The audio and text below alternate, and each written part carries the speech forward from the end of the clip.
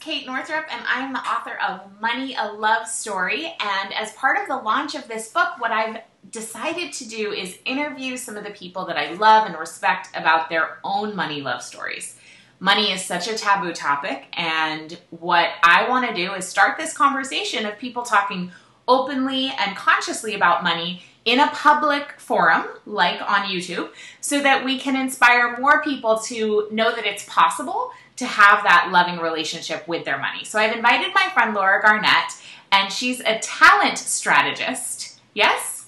Yes.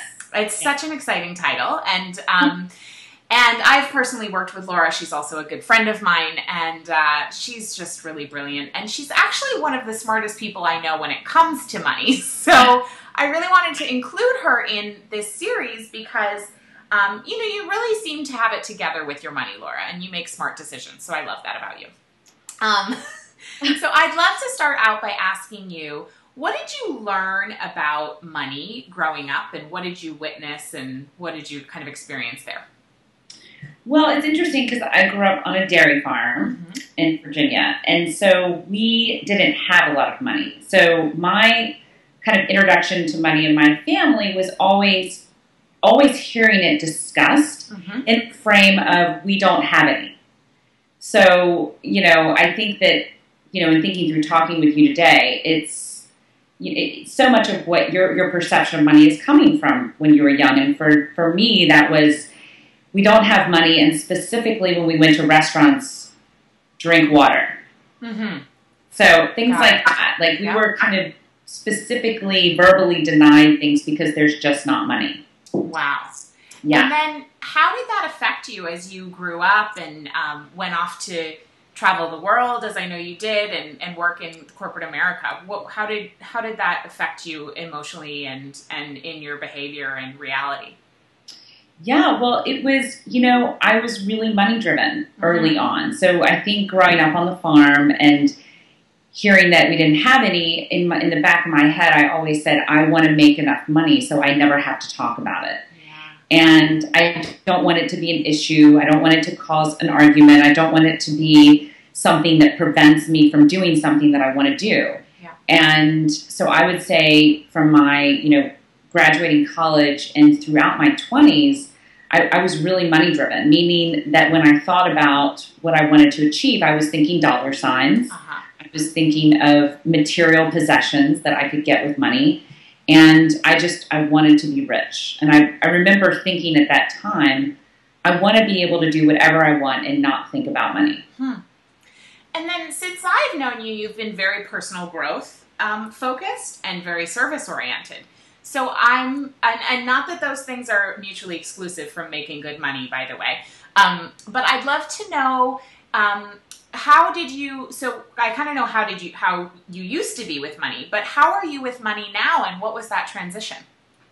Well, I think the biggest kind of pivotal point for me, and by the way, thank you for inviting me to do this, because it's been so fun to think of my money love story. You're so welcome. But I guess I was in the corporate world for 11 years, and in the corporate world made pretty good money, to the point where I didn't, I could always make more, but I was able to pay for everything and go on trips and spend lots of money on clothes and do all kinds of things, and personal trainers, all of these things that I thought, made me happy.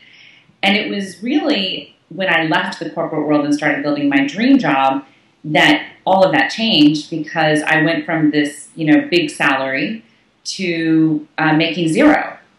And, not really knowing what I was going to do, other than that I was just decided I'm going to build a business that's an extension of what I love and what I'm good at. Yeah. And, I was always making some money, but the difference between what I was making and what I'd made before was vast.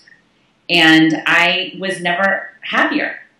I mean, it was crazy. I was had this daily sense of joy, and I was sitting there thinking, I had cut out personal training, I'd cut out shopping, I'd cut out all these things that I needed money to do, and I experienced just more joy in my life. So I think for me, that was a huge shift in my overall relationship with money.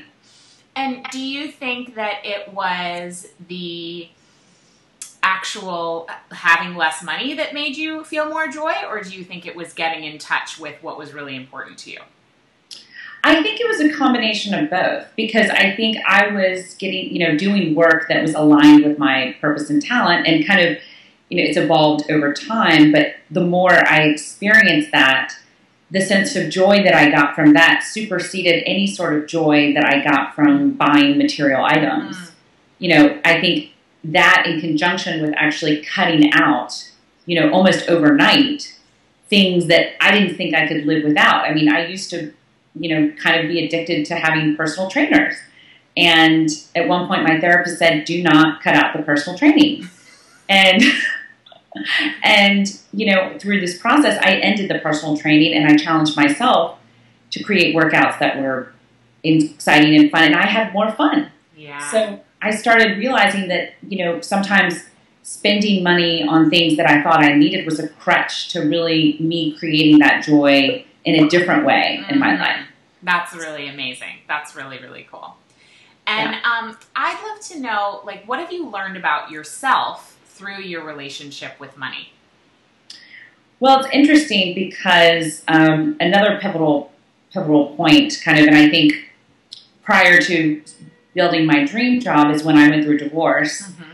And, I was trying to decide whether or not I should get married or stay married or get divorced. And I had this huge epiphany that I didn't believe that I could create my own success on my own. And I think, interestingly enough, I had figured out how to make money, but I didn't believe that I could create success. And so that shift, I learned so much about myself by saying, just reframing that, I can create the success I want. And then I created this scenario where I was going to build my dream job and, experience all this joy in doing so. I had associated money with success, and then I reframed it and have kind of recalibrated how I view money and how I view success. And I think those all combined have kind of, created this life-changing relationship with money. That's very cool. Now, do you now see success and money as two different things, or how are those two things connected for you? So I really think that, I think for me, money equals value. Mm-hmm. And this is what, I've kind of come to terms with in reading your book and thinking through all of these. It's crystallized for me that success is about inner joy. It's about experiencing happiness every day. But money is a tool for that. And I feel like for me personally, doing the work that I love, that money is a value that I receive in return for doing something that I'm meant to do in the world. Yeah. So it feels like a tool now rather than kind of a goal, if that makes sense. Yeah, no, totally makes sense. That's great. And what's some of the best money advice you've ever been given or that you could give to people? Well, that one is funny because strangely, in thinking through that question, no one has ever given me money advice. No. I think that it just kind of seeped into me from my family at a young age. But the biggest thing that I think that I could offer to someone, or that subconsciously I just somehow got at some point in my life, is to be conscious about where you put your money and what you spend on. Yeah. Because I feel like money is, in many ways, we have to spend it all day long, that we forget to really think about where we're putting it. Yeah. And what we're buying with it. And I think consciousness to how you're spending, what you're spending, can have a huge difference in terms of just what you surround yourself with and how you end your relationship with money. Absolutely. That's so true. And for you, you help people to identify kind of like their sweet spot. You call yourself a talent strategist, but I know that you help people to really dive down into what their zone of genius is.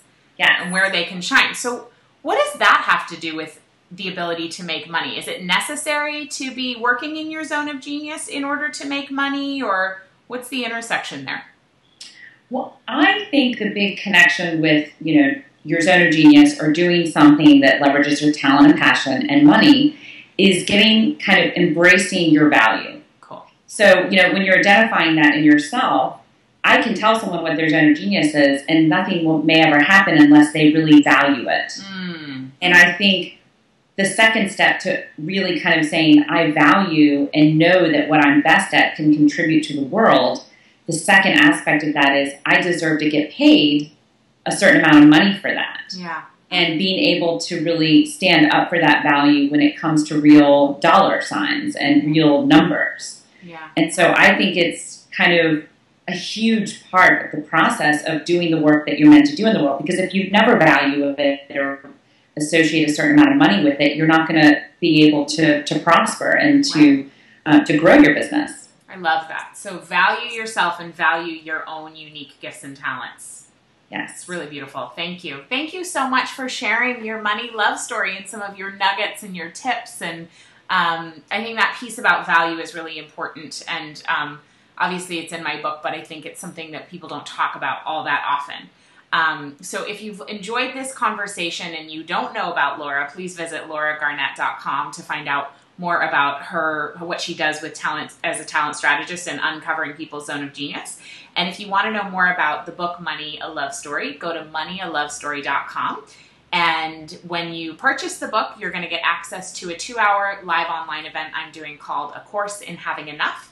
And I have guest teachers Marianne Williamson, Barbara Stanny, and Amanda Steinberg, who founded dailyworth.com, who are going to be coming on that course with me. So go to moneyalovestory.com to hear more money love stories. And thank you so much, Laura. You're awesome. Thank you. Bye. Sure. Bye.